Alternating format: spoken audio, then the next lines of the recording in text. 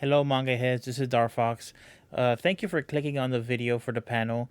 I'm gonna let you get right to it, but I did want to warn you that the last 12 or so minutes of the panel, the audio and video quality will change drastically because I had to switch to my cell phone. I ran out of batteries for my camera and I forgot to bring my spare. So apologies about the technical confusion, and we did miss about like 10 or 15 seconds of one of Bridget's picks towards the end. So I apologize to Bridget as well. Okay, well, here it is. Enjoy. You know, you got a lot of books to cover, and I want to try to maximize the time so you guys get to hear them talk about the books as much as possible. So to expedite matters, I'm going to let you guys, let's do the introductions ready. What do you say? Sure. All right, start with... Hello. My name is David. I go by Darfox A online, and I'm primarily here for Manga Machinations, which is a podcast we do with Morgana, who's in the audience right now. We just met for the first time, but we've been podcasting for like 45 years. We've been doing it for a long time, and we talk about a lot of cool, obscure, lesser-known stuff that excites us, and we're always branching out and finding new fandoms and new fun stuff to read. So I'm excited to be here to talk about some of our favorites. Thanks. My name is Michael, also known as Marion. I'm on Microwavy on Twitter. I'm a podcaster also, and I write for some blogs like ToonamiFaithful.com, the weekly Shogakukan edition, and I'm part of like the Demon Slayer podcast. I've co-hosted on My Hero podcast, a bunch of different ones. I love manga. I've been podcasting for like around the same time, like 4 or 5 years, and I'm really excited to talk about my favorites.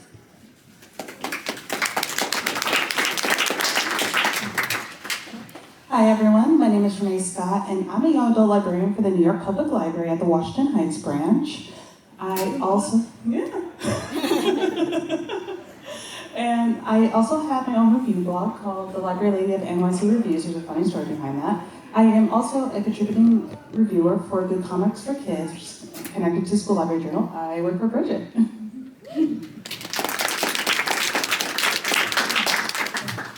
Hi, my name is Robin Brenner, and I'm a teen librarian just outside of Boston in Brookline, Massachusetts. Yeah. And I've actually been working with comics and manga in libraries for 20 years. It's the 20th anniversary of my website, which is a review website, for manga and everything else. I've been working with manga for a very long time, and have met many friends along the way that are on this panel. I'm looking forward to talking. I feel like the elder statesman in some way.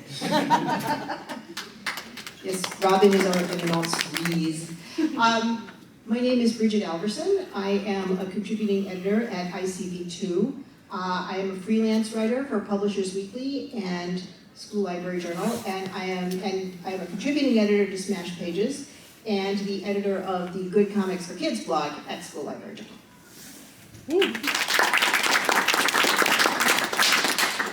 And I'm Deb Aoki, and this panel was my silly idea.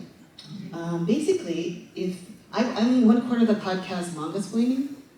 It's me and 3 other guys, and me and 2 other guys, trying to explain manga to Chip Zdarsky, who, before our podcast, didn't read much manga.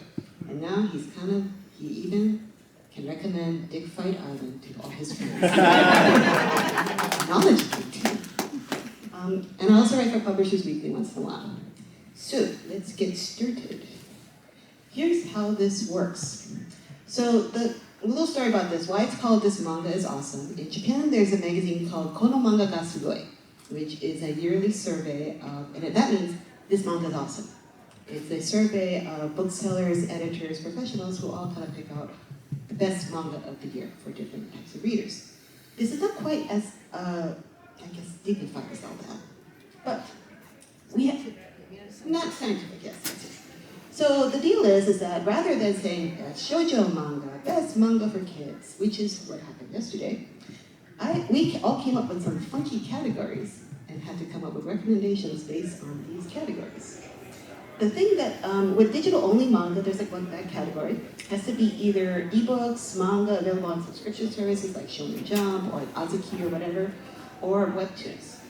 And like the best and worst manga panel, there's a time limit. Each person will have 60 seconds to tell you why this manga is awesome. If they go over the 60 seconds, this is when our time master comes in. And if they keep going over, until they wrap it up. All right, we're gonna keep going fast. All right, first category is, I'm sick of this manga. Genre or trope, could be isekai, could be boza, could be teacher-student relationships, whatever. But even though I'm sick of it, this one's pretty good. So, first one is for Marion.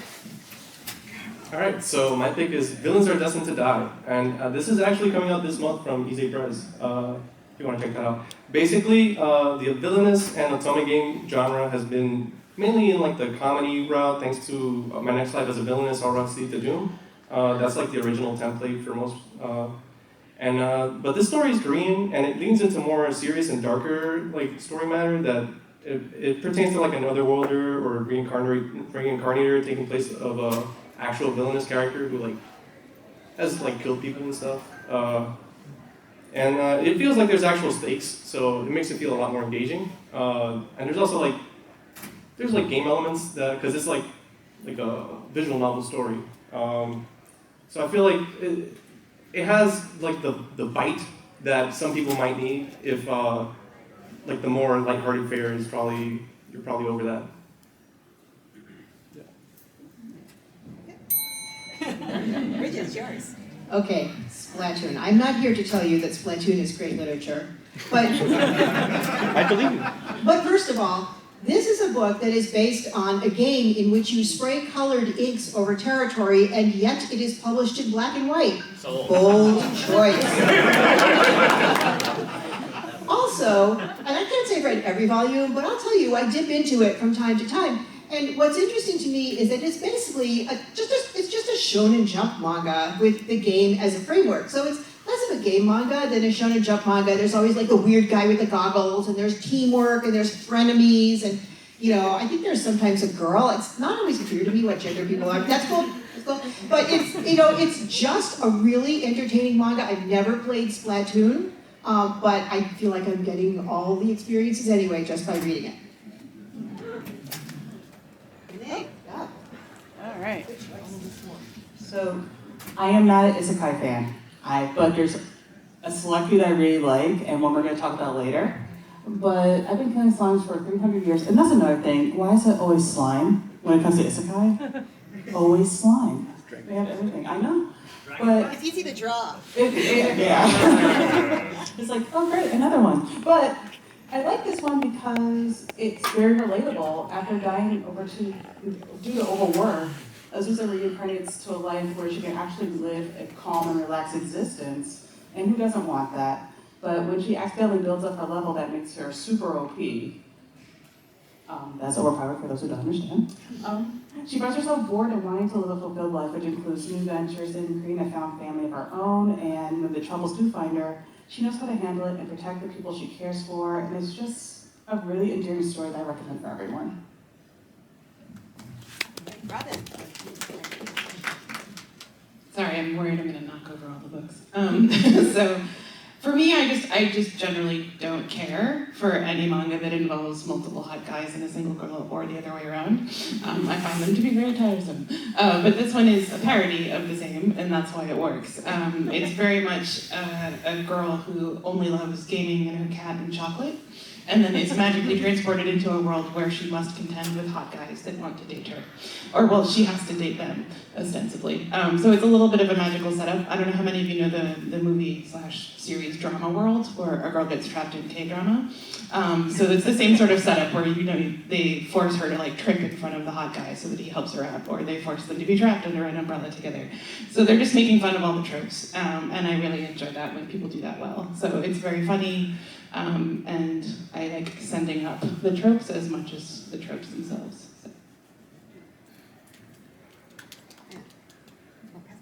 So. Oh, it's you. Sorry. New York Comic Con, please have more mics. next time. My pick is the untouchable Midori-kun. And what is the trope? The trope is childhood friends who become reunited when they are adults, and one of them is super duper famous. In this case, this is Midori-kun. He is now he used to be a chubby little boy, and now he is part of a hot boy band. He inexplicably moves next door to his childhood friend. Now, his childhood friend is a porn star. And so, she is discovering that Midori-kun is actually kind of hot now. So she keeps wanting to have sex with him. And Richie says, no, we can't have sex because it would disappoint all my fans. It's surprisingly adorable, surprisingly cute, and strangely, the way the porn part comes in, like, she's just going to work. You know, hi. She says hello to the directors, hi, time to strike. Good job today. Really made it work. It's really fun. Right. Next one. My favorite guilty pleasure manga. The manga that I'm almost embarrassed to admit that I like a lot. The first one is David. Please. Hey, what's up, everybody? So, this manga, not only do I compromise myself by talking about this in public, but I compromise all of you because I make you have to hear about it. This manga is so horny that I don't understand how the author has the gall to write it, but I read it, so I guess I can't blame him. It's about a porn actress who gets superpowers to grow big to fight aliens. And that's silly and goofy on its own, but there's this weird mood and like ironic edge to the manga that I honestly can't tell which parts of it he's making fun of, which part of he's just really horny and likes it himself. And that's my excuse for liking it. It's done by the Gans guy. So if you've read Gans or Inayushiki, you know that he's really edgy and violent and horny. Yeah. So this is totally up that angle. And the other really dodgy thing is that the porn actress who's now a giant has a boyfriend who's in high school. And that part's not great either. It's cool to read it.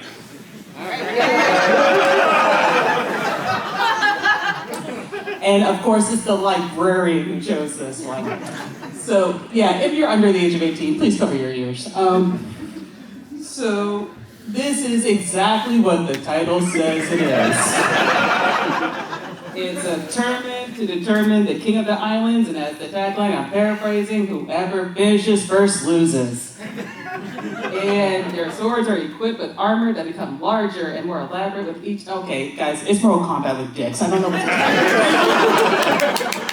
you. I really can't. And this is something you literally have to read for yourself, and it's also one of the many reasons why I don't have the Mortal Kombat theme as my ringtone anymore. Yes, finish him came at the right time. All right, next. Marion. Okay. So mine is the 100 Girlfriends Who Really, Really, Really, Really, Really Love You. This is a polyamorous story about a guy who falls in love very easily, but never had luck in love until he entered high school. The comedy lands really well for me because there's a decent balance between referential material to other manga. Like, usually when it comes to series like that, that's all you get. Like, oh, remember this funny scene from this other series about a girl who really likes this guy or whatever? And like, whatever. But besides that, they actually have chemistry. And all the girls actually like talk to each other. And I think that there's actually really good examples of how to make a relationship work when there's like so many people involved. And yeah. It's a guilty pleasure because there's like a lot of edgy. So I wouldn't read this in public, especially if you could see like the title. Like, yeah. But yeah, it would make me feel embarrassed to read this in public. It's fun. I like it a lot.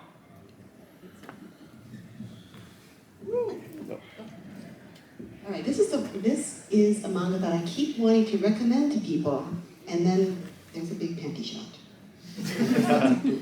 But despite all that, it is a story about a shy young man in high school who makes traditional Japanese dolls, and he meets this girl who's super outgoing and his high school classmate who really, really, really wants to get into cosplay. Coincidentally, this guy, very shy, very traditional guy, knows how to sew really well. So they go on this journey of discovery on learning how to create costumes, how to do cosplay events, and it is a strangely sweet and innocent love story, and with a lot of practical advice on how to do cosplay, like how to get the little boob bags to work, how to make your costumes like flow nicely, how to take nice photographs. And I want to recommend it, but oh my god, there's so much boobs, so much practice. But with that in mind, as long as you're prepared, go check it out. I really like it. Oh, look, it's me. All right, so apparently I have the most wholesome guilty pleasure of all.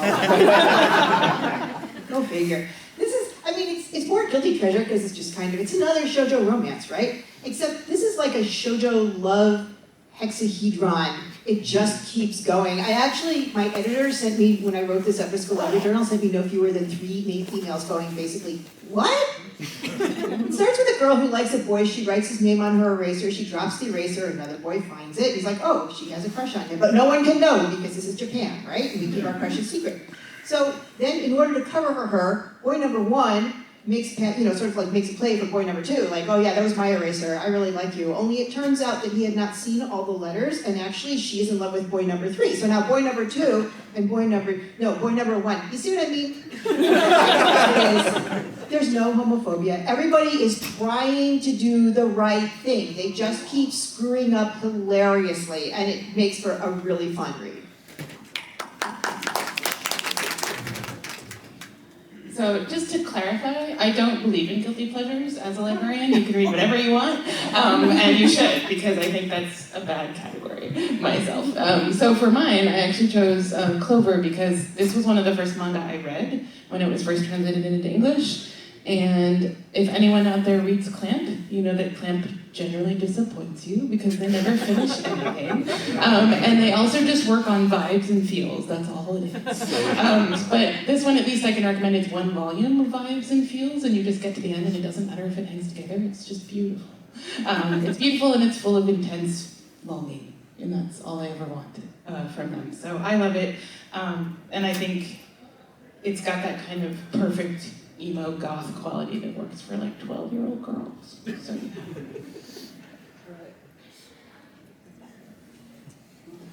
Right, now we're back into more wholesome territory.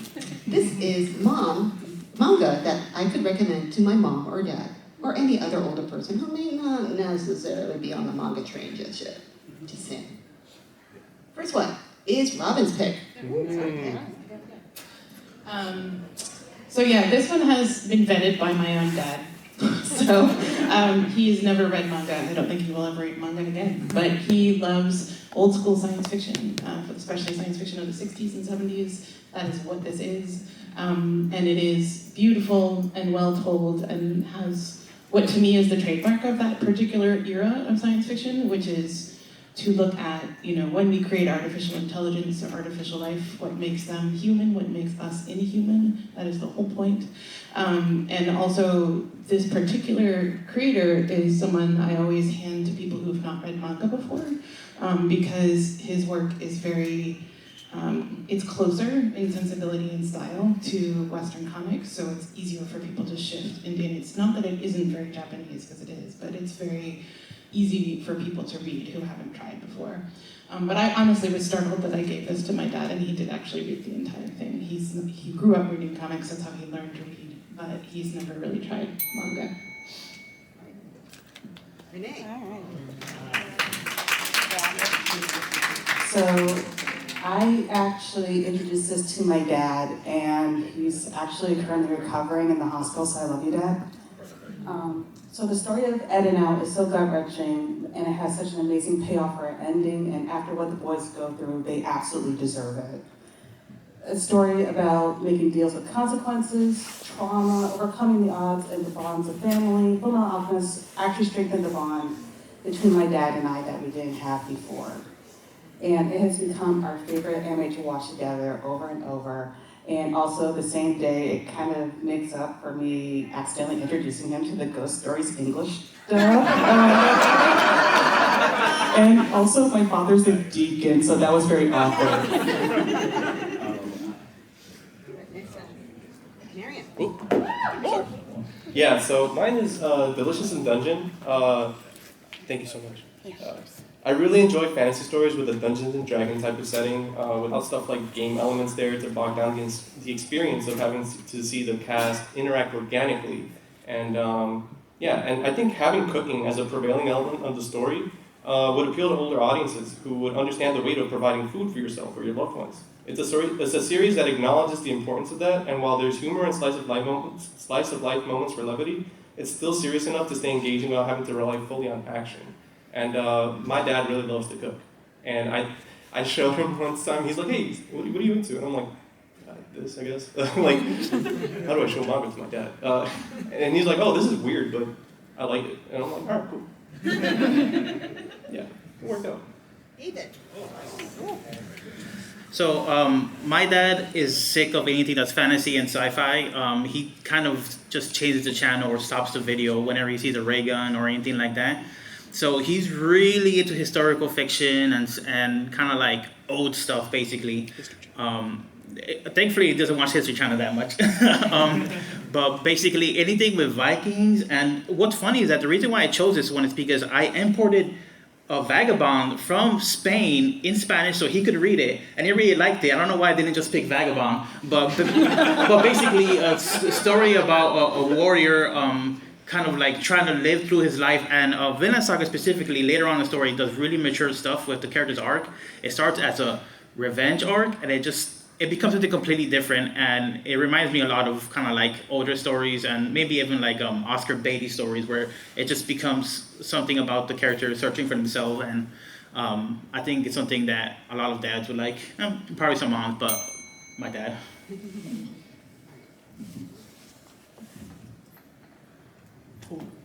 Now, I'm pleasantly surprised that everyone actually road tested their picks with their actual parents. That's very cool. A Journal of My Father is a story, it's something we featured on Mangasplaining, and that episode is famous because that's this episode where I couldn't stop crying. It's basically it's a one-volume story about a man who's in his 30s or 40s, and he left his hometown to go live in Tokyo, and he hasn't been home in quite a while. But he goes back for his father's funeral, and he discovers, in talking with his relatives, he discovers the things that he didn't know about his dad, the things that, the decisions he made, why their mother left them when they were children. It's a really touching story, and it's about realizing that your parents are grown-ups too, and made decisions, the best decisions they could, and when you're a child, you may not understand them. I think it's a really special book. Go check it out. It's only one volume. Okay, so my mother is no longer with us, although I'm quite sure if there's a viewing lounge up there, she's having a good chuckle at me right now. But she grew up in a farm village in Ireland, and if I were going to bring in a book, I really enjoyed this book because I haven't been to her village. This is a city mouse, country mouse book where you actually learn a lot about agriculture. It's about an urban kid, and it's set in Hokkaido, the northern province, and he just gets sick of the whole grind, so he figures he's going to go to ag school because the people there probably aren't very bright. And what he learns is that everybody at this school is a professional farmer, although many of them have different approaches. And also he learns stuff like where eggs come from, like what part of the chicken the eggs come from. And so it's really funny because he's constantly underestimating people, and then learning that they actually know a lot more than he does about things like how to guide a calf out of the stable and how to ride a horse. It's a wonderful, funny, and very educational book. And now on the other end of the spectrum, manga I pick for kids under 12. As someone who has any related manga, we always get asked, oh, my niece, my daughter, what manga do I give to them? This is the answer. Oh, yes. All right. Oh, I see we got some fans in here. Thank God. Y'all need to talk to me on Twitter because I need more friends who know about this series. So, okay, Ascendance of a Bookworm. It actually tackles a lot more adult topics as the story progresses, but this series, at its core, is a fantasy epic disguised as an isekai about a girl who wants to be a librarian in a pseudo-medieval time. So, the anime was marketed as an all-ages show in Japan, and it exploded in popularity thanks to TV ratings to the point where more seasons got greenlit rather unexpectedly. The writing is super solid. It fleshes out the cast in a way that undoubtedly will leave a favorite for you, like, out of anyone. Like, I'm telling you right now, if, let's say, anyone here like One Piece? Yeah. All right, if you like One Piece, you're gonna love this. It has the same level of world building, and trust me, just trust me, just read it, just, come on. I'm telling you right now. All right, Renee. All right. So, picture. I am so in love with Yuzu the Pet Vet, and this was actually one of our picks last year for best books for kids from New York Public Library. So this is a cute story about a little girl who, actually at first she's scared of animals, but she offers to help out her uncle's animal hospital to care for them.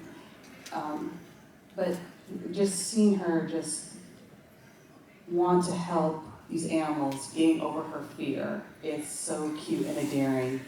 It deals with issues such as animal care, bullying, and how to understand illness and death when it comes to our family, human and animal alike. I have 2 cats myself. I call them my baby girls, and they're always gonna be family. And it just teaches readers young and old what it's like to care for others. And if you have kids that want to be veterinarians, this is a great start for them. Robin. So yes, in our library especially, all of the Chi Sweet Home and all of the cat manga are generally very popular, but the Fuku Fuku Kitten Tales I just really adore, partly because it's about a kitten. Kittens are their own special little beast with needle claws, but I like the kind of dynamic between the elderly owner and the tiny kitten. And as a kid who read only things about cats and or animals because I just wanted to be friends with all animals ever. We have a lot of kids like that. So this works really well for them, and I think for the good part of this is that you have multiple things you can give a kid. If they like one of these manga, they'll like the others, and we have them all so we can keep going, which works great for our kids because the kids section is honestly pretty small. So. Brigid, up. Okay, Nicola traveling around the demon's world. You know, it almost doesn't look like a manga, but that's manga, right? Like, not all manga looks like One Piece, actually. The art in this book is like something from a European children's book from the mid to late 20th century. It's really gorgeous art. The story is very sweet. It's literally about a little girl traveling around the demon's world. So that's what it says on the tin. And it's a good children's story. There are adventures. One of the things I like about it is there's a little bit of edge to it. Like, the demons aren't necessarily nice. Sometimes people seem nice and they aren't nice. And to me, I think that makes a more immersive world than one where like everybody's smiling and nice all the time. So, beautiful art, good story. Our next category is, this manga is ridiculously underrated. Sometimes you think to yourself, am I the only one reading it? All right, Marion. Okay. So, anyone like Sword Art Online? Probably. Yeah. I mean, okay, if you want something better. Yeah. There you go. So this is a VR MMO story where you actually get to see the game getting played. Wow, what a concept. Not only that, the main character actually gets to play a lot of other games. Basically, the main character, he's a connoisseur of kusoge, which many of you might know as crappy games. Yeah. So stuff like riddled with glitches and bugs or whatever. And like, basically, Shangri-La Frontier is something considered a kami-game, or like a godly game. And he's like, all right, so let's see what the big deal is about actually good games. And yeah, it ends up turning into like an Alice in Wonderland type of story, where it's like, he unlocks like a secret, like the main story path or whatever, that like it's really hard to, whatever. Who cares? Just read it, it's good. It's very good action. It's on Azuki if you have a subscription to that. Robin. So I picked this one. I have that thing that I work in libraries, so I'm never quite sure what is underrated outside of the library world, but I know that my fellow librarians don't seem to know this exists, so I thought I'd talk about it. I love the style of this particular manga. You'll find a theme in my recommendations is that I am always looking at the art. The art is really, really beautiful in this, but it's also just an interesting mystery so far, in that it's a young man who ends up on the same subway car as the mayor of London who is murdered, and thus he gets caught up in the case and it becomes clear that he's connected, even though he doesn't know why. There's a little bit of the detective doing some stuff that I was like, pretty sure a London detective wouldn't do that, but that's okay. It's a good kind of crime solver, but I like that it's built around the dynamic between the two, and really it's just beautiful to look at. It's very strong blacks, great lines, great expressions. That's my favorite kind. So. David. This is a manga I was begging for months to get a license, and it finally got a license, and I don't think anybody cared. So I really love this manga. It's about a hitman who's like a young genius who's kind of like socially, he's not a normal person, I'm sorry to say it like that. All he does is basically kill people and watch one comedian that he's a big fan of called Jackal. And in the story, his boss tells him to lay low because they've done too many jobs, and it makes him go off to like the boonies. So it's about this genius kid who can kill like that, but now he has to learn how to be like a regular person. And the local Yakuza are kind of beefing with him because they know he's a big deal. So he's just trying to lay low and deal with all these like puny Yakuza who want to kind of be his fans or try and size him up. And it's this really cool crime drama that's kind of like almost like a slice of life. It has a really good art style. It's kind of like semi-realistic, where like the faces look like real people's faces. It doesn't look like more exaggerated manga faces. But it's really funny. Like the way this guy reacts to stuff is just wild. Nice. Oh, sorry, this is Renee's pick.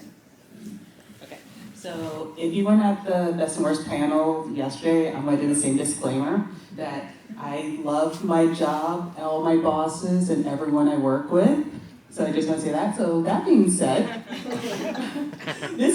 Kanako is actually an abused office worker who inadvertently takes on a new job as a contract killer. As she takes on this new role, she discovers that not only is she good at her new role, she actually enjoys it, and she gains a reputation as K. As she struggles with her secret life, she deals with normal everyday fears like trying to find a happy medium, work-life balance. If you can find a work-life balance while killing people, keep her job a secret, and falling in love, which let's just say in volume 4, it does not go very well, to say the least. It's a full-color manga. It's very beautifully done, and there are so many animal puns on each page to keep it from being dark. Okay, so summertime rendering is ridiculously underrated. There's an anime version which I've never seen because I think it's on Disney Plus. I don't even know. Yeah. All I know is that this book does not look like what this cover is. You would think, oh, it's like a little slice of life story about this guy who goes back to his hometown and reunites with the girl that he used to know.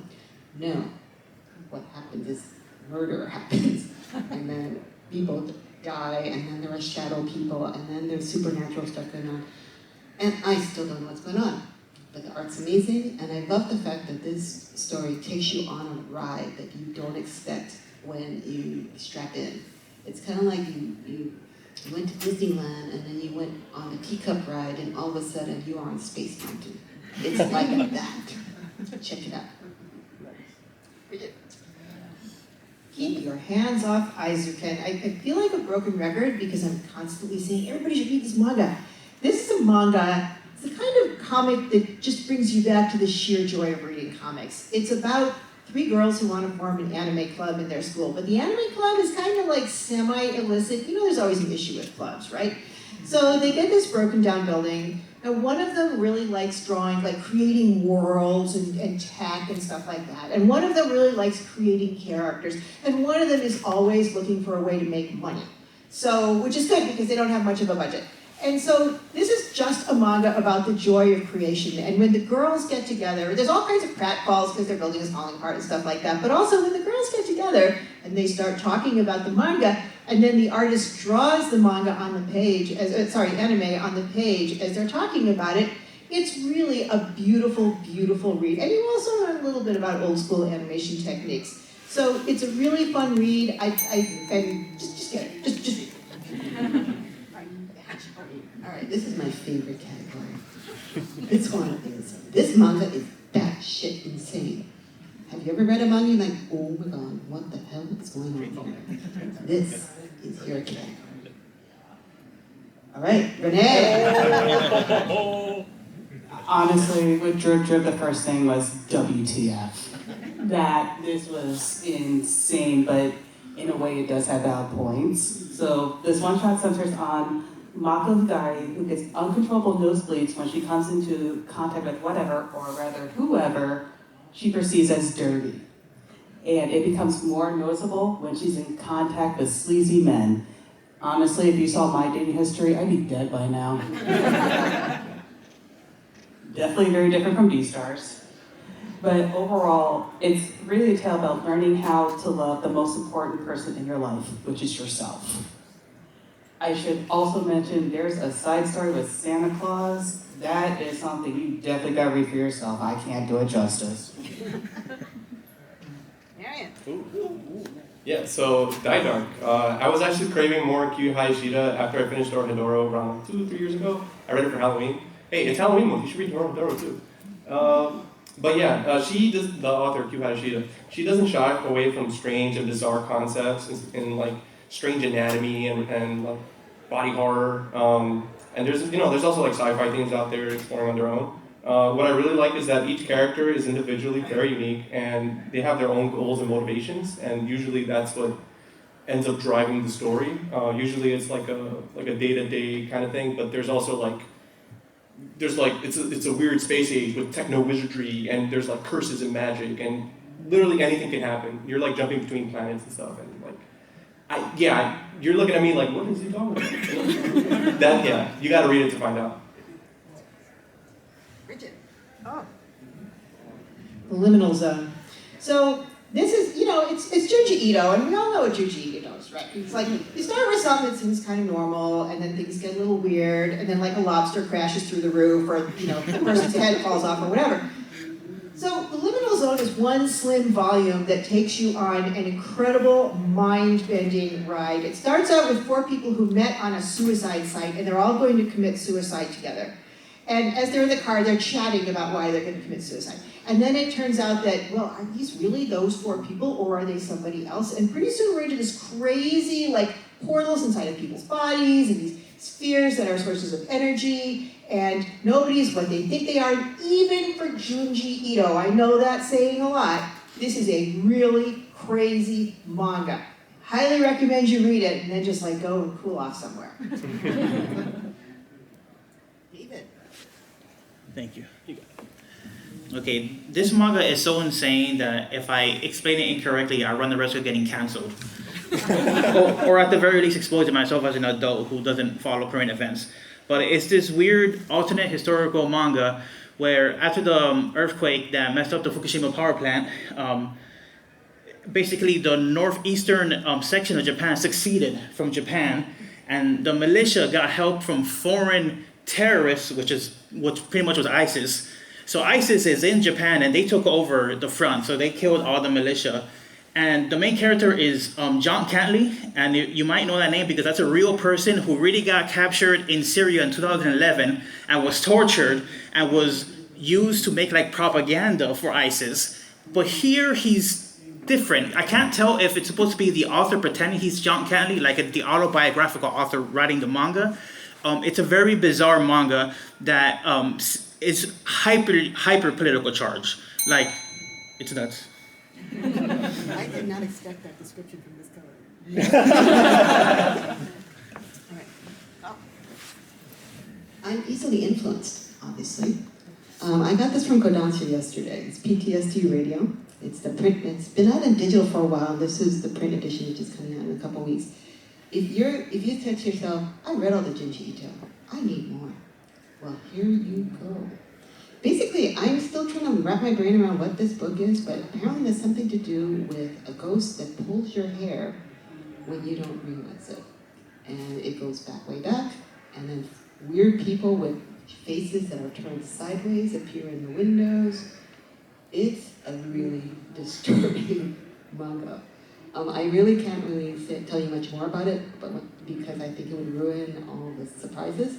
But trust me, check it out. It is weird. All right, next category is It's old, but it's awesome. This goes for anything like classic, anything maybe created before 1980, or a rescued manga that has now come back into print. Right, Marion. All right, so I know we have some Vinland Saga fans in here. This is actually by the same author, Makoto Yukimura.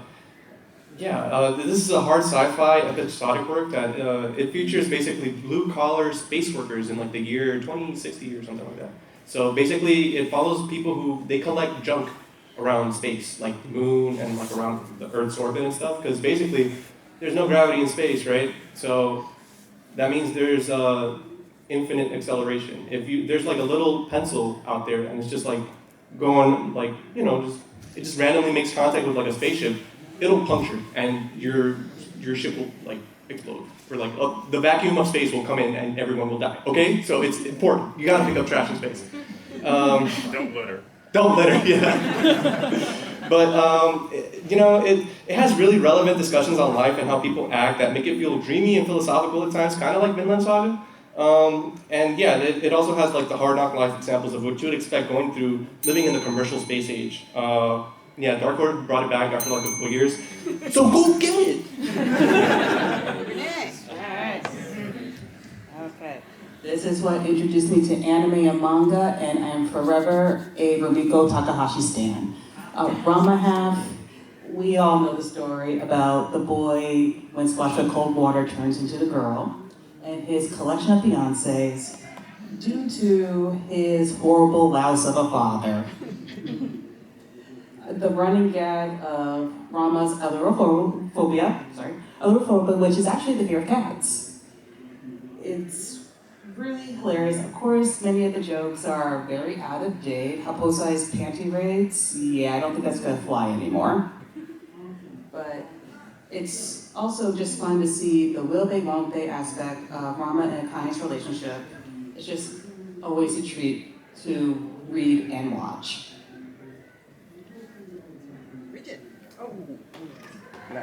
Do I even need to say it? Rose of Versailles it's both a fun, interesting, engaging story and a real treat for the eyes.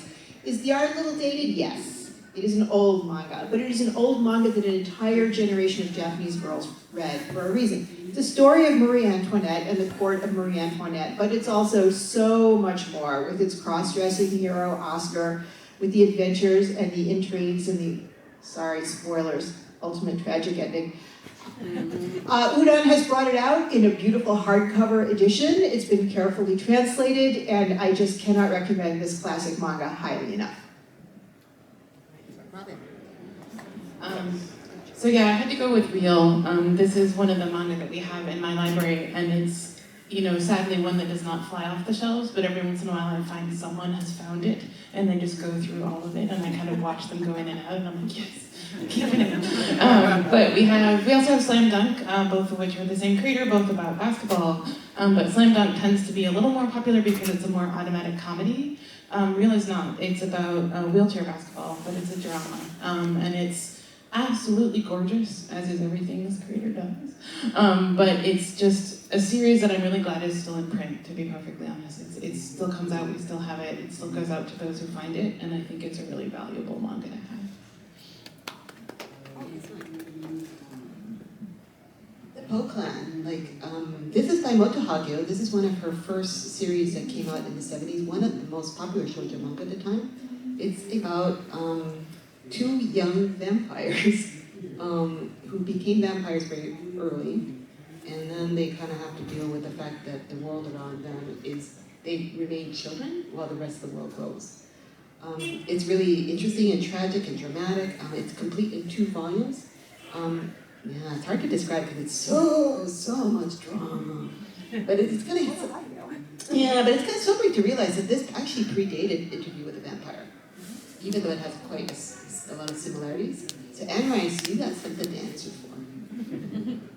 And Marion. Oh, yes. So recently, Fist of the North Star got back in print. Well, yeah, I think it was printed in English a long time ago, but it's back now, thanks to Viz Media. And I mean, I didn't write much. It's like, it's an absolute classic, it's a household name, the comic is finally available again in English. I don't feel like writing more. It's good. I love it. And this is like, it's so 80s. It's so, I grew up with this. I lived in Dominican Republic with my family, and this would air on TV at like 12 p.m. And it's weird, because like, you see like bodies exploding and stuff, and people didn't really care. And it was a different time. Category is called It's Long, but It's Worth It, meaning any manga that has more than 10 volumes, and you kind of have a hard time convincing people to pick it up. But trust us, it's worth the ride. David. Strong start. All right, so if you're like me, you're a sucker for shonen battle manga, but specifically the start. I mean, like stuff like Naruto and Yu Yu Hakusho, like it really tugs at my heartstrings. I'm like, I feel really bad for the orphan boy who has no friends and just they want to be really good fighters.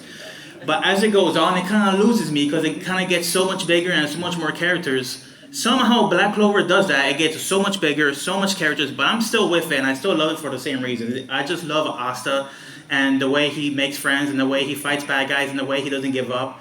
It's a very savvy manga in that it knows what the reader's going to think, so it kind of shortcuts it and it says, oh, Asta's dead? He's not dead. Let's go find him. No way he died.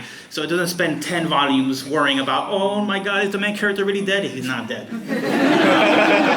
I highly recommend Black Clover. It's a really light but really fun battle manga. A lot of good characters. Oh, and the girls get to do stuff. The girls get to fight. They're involved in all the main battles. They don't get sidelined or whatever. Yeah. I wrote a Toonami Facebook article about Noel. Go read it. Hey, yours. Oh, sweet. My pick is Yon of the Dawn. This is my favorite fantasy shoujo epic. It's a pseudo-historical piece that treats the bratty deposed princess with about as much emotional intelligence as needed in order to actually develop her into an actual character. Wow. Yeah, I love the art. I love the epic scale of these fictional countries going to war, and it actually keeps in mind how horrendous war actually is. Like people have PTSD and stuff, and like they gotta process like what comes after war and stuff. It's really good. Also, there's a lot of juicy, slow burn romance, and I love that too. Renee. Yeah. Anyone who knows me knows I love Komi Can't Communicate to Death. This is actually one of my top 3 titles of all time. I am so in love with this series and its anime. Komi is a mysterious, she seems like a mysterious little girl, but she has social anxiety that keeps her from making communications with other people, and she can barely speak. So when Tadano comes into her life, he not only helps her with her goal to make 100 friends, he helps her feel comfortable in being herself. And we should all have someone like that in our lives. And as someone who does have an anxiety disorder, I felt absolutely seen, and it made me feel that even though I am different from other people, I deserve to be respected and accepted and loved just like anyone else.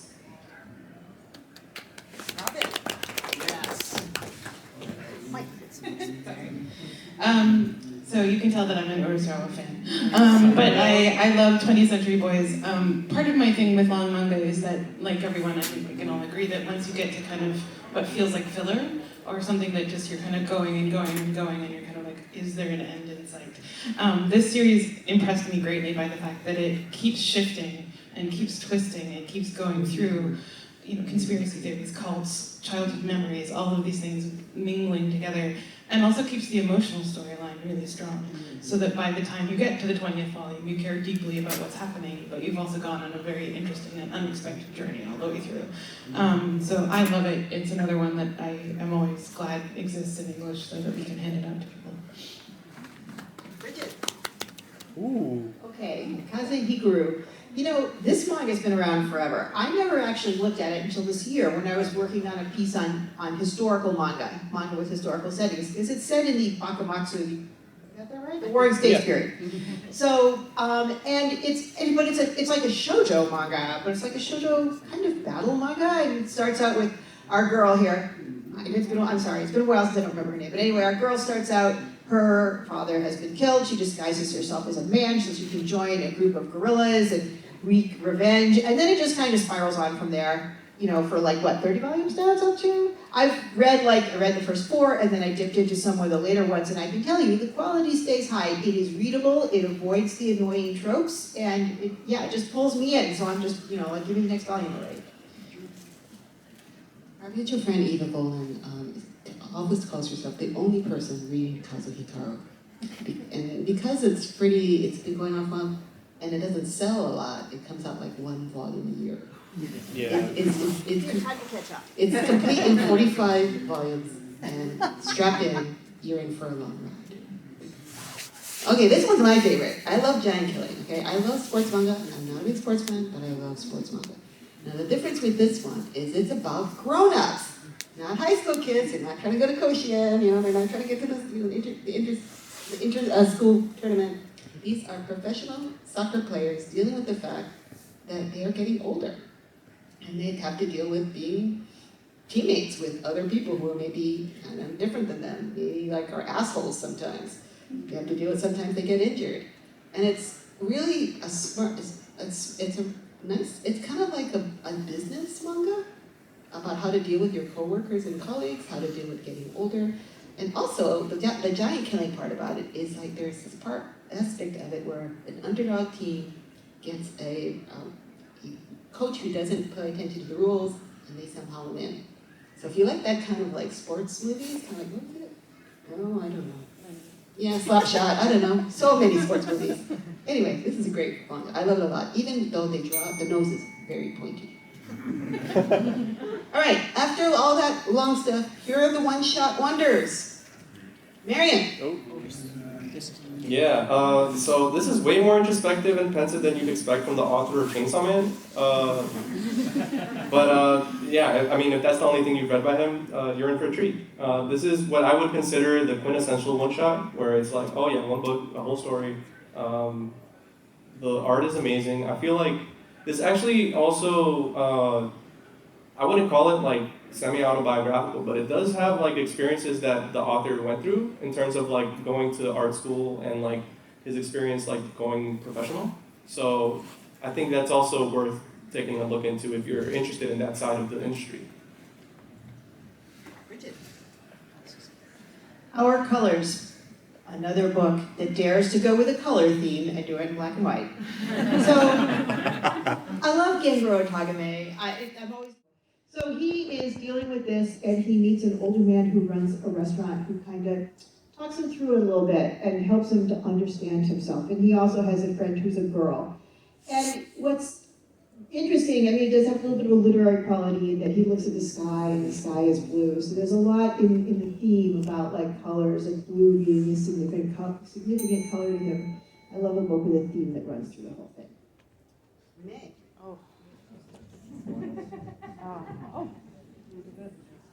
Oh man, if you want your heart torn out, I want Peter Pancras is it. This is a book about just life's uncertainties. When a boy discovers that his classmate Sakura is dying from a pancreatic disease, and he's the only one outside of her family that knows. And so she takes him on an adventure just to live out the rest of her days, just to live life to the fullest. And if you have seen the movie or read the light novel or everything about this, you know there's a twist at the end that just makes it even more devastating. This is just a book I would just recommend because it just makes you appreciate life so much more. So this is, for me also, it was in print before and then came back into print, but it's one of the first manga that kind of taught me what josei can be, and it's absolutely beautiful, as I've said about many manga, but it is, it's distinct. The style is just, Ayazawa does a great job of doing both fashion and people in a really interesting way.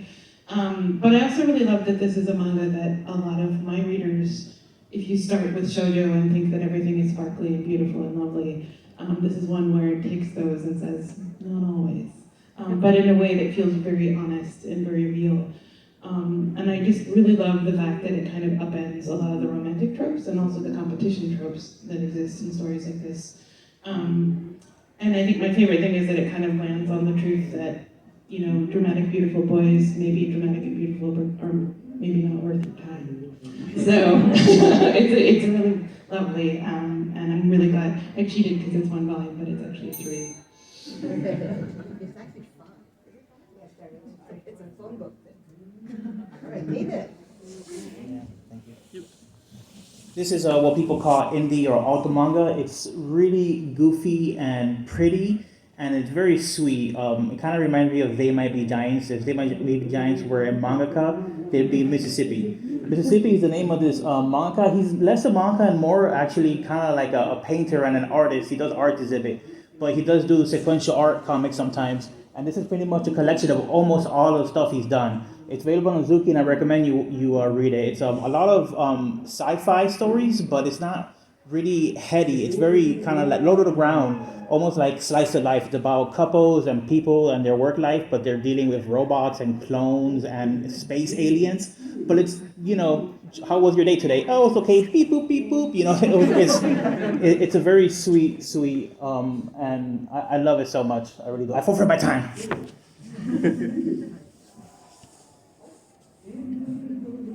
This is a really interesting little short story collection. It's called Robot Sapien Tales of Tomorrow, and it's basically short stories about robots. It is not your typical manga art. It's very stylish. If you like indie comics, you'll find this really interesting. It's,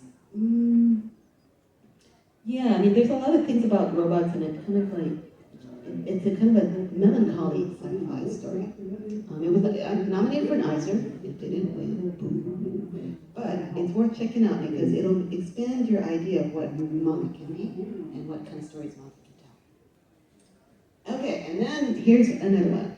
I'm shocked this was licensed. Like, wait, how did that happen? Marion. Oh yeah. So this actually got an anime, and I never saw that much buzz about it. Even though, in some my circles, a lot of people loved it. But this was basically a niche success, and it wasn't even big enough to warrant a print release of the anime, on DVD. But yeah, the fact that Kodansha brought this over absolutely floored me. Haruko Komoda is also an established BL artist, for which that made it doubly surprising because I feel like it's only been recently that we've gotten a lot more BL adjacent content really pushed out and I don't know, her art is really good. I feel like the way that her characters interact, there's a tenderness that it's really hard to capture when it comes to a drama series. I don't know, it's really good. I like it. So yes, this got licensed in 2009, but at the time, there was a lot more Fumio Shinaga just out there in the world, and I just remember being really startled that this got also kind of translated, partially because it's so very specific about the history and the society and the kind of things you need to know to get why the story is interesting and why it's being told. So it felt like a little bit like people would think of it as a history lesson, and that they'd have to pick up on as they went, and rather than just learning the kind of real history behind it. But I think it's fascinating to me that it's one of 2 series that are still in print now from Fumio Shinaga. If anyone wants to do an omnibus edition of Antique Bakery, I will love you forever. But I just really love that it got translated, and I still think it's a really strong series. Yeah.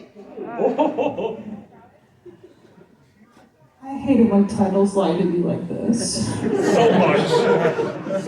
So yeah, Happy Sugar Life. Honestly, I heard about this, I was just like, oh, this should be cute. Then I saw the cover and I was like, oh, someone's getting effed up. Watch the anime. Yeah, I watched the anime too, damn. And but it's not somebody. Everybody got messed up in this book. So, and it's not like we needed another Yandere but now we have Sato.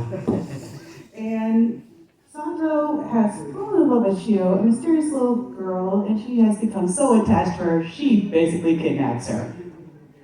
And she becomes so attached, and she wants to maintain their happy sugar life, that she resorts to murdering anyone who comes in their way. And She even tries to hide the girl away when she discovers that Sato's older brother is looking for her. Yeah, it's crazy as hell, y'all.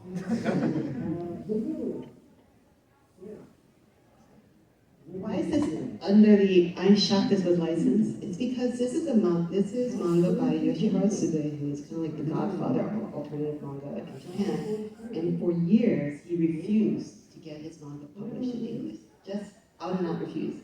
Just didn't think that anyone deserved to read it in English. But Ronin Quarterly wore him down! And now we have his books, and you must check them out because they're, if you like Yoshiharu, if you like Katsumi, Suge is influenced him quite a bit. These are very dark, sometimes disturbing stories, but they're beautifully drawn and they're very thought-provoking. Check them out. It is the foundation of a lot of indie manga in Japan.